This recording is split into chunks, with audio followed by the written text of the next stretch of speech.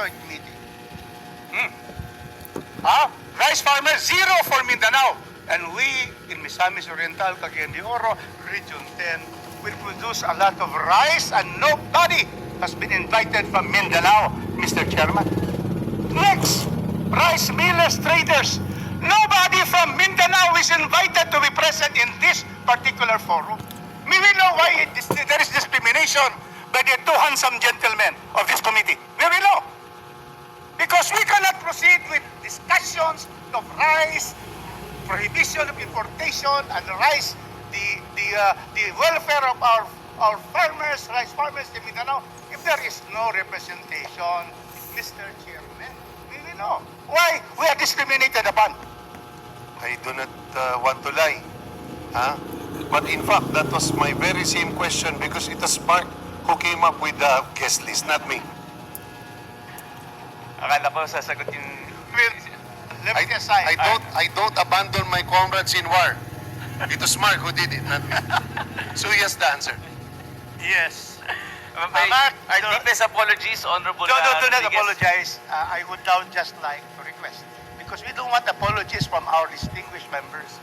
But next time, our chairperson, next time, consider Mindanao and invite them to come. Let's have a budget. Kasi ito, all of those, the rice farmers and millers are from Luzon and they can just take a ride, land transportation. But in Mindanao, you have to take the plane. And that is why there has to be a budget, both our very distinguished chairperson, so that we can bring them here. Because if you don't have a budget, you tell me, I'm going to spend, so that there will be representation of Mindanao, that we will have rice farmers and rice millers to come on my expense, but you will not do that. You will always include in your budget, so that we have a complete discussion of Luzon. There's also no Visayas, but that's the problem of the Visayas. I'm only talking about the problem of Mindanao.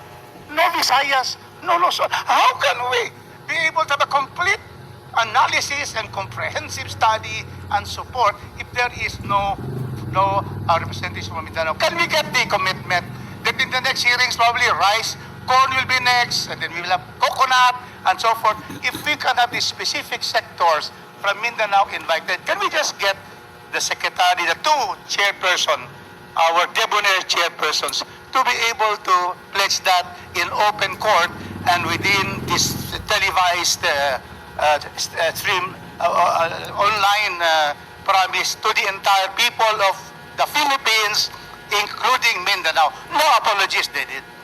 Rest assured, Honorable Rufus Rodriguez, that in the succeeding hearing and hearings, we will include and we will charge it to the Committee on Ways and Means, if necessary. Gladly. Thank you very much. No need, sir, to Thank you, Chairman pay for Enverga.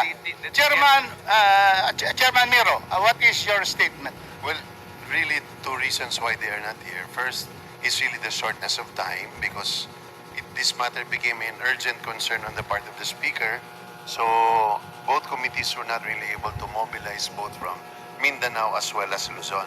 Second reason is we were well aware that the most knowledgeable, the expert, the one who has full grasp of the history, the experience of the numbers of Mindanao will be present in the person of Congressman Rufus Rodriguez.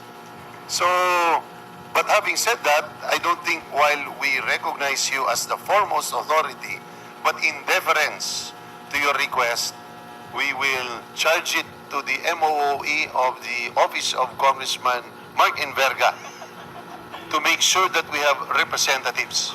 In fact, Congressman Mark and the very generous Committee on Agriculture has suggested that we hold the next hearing.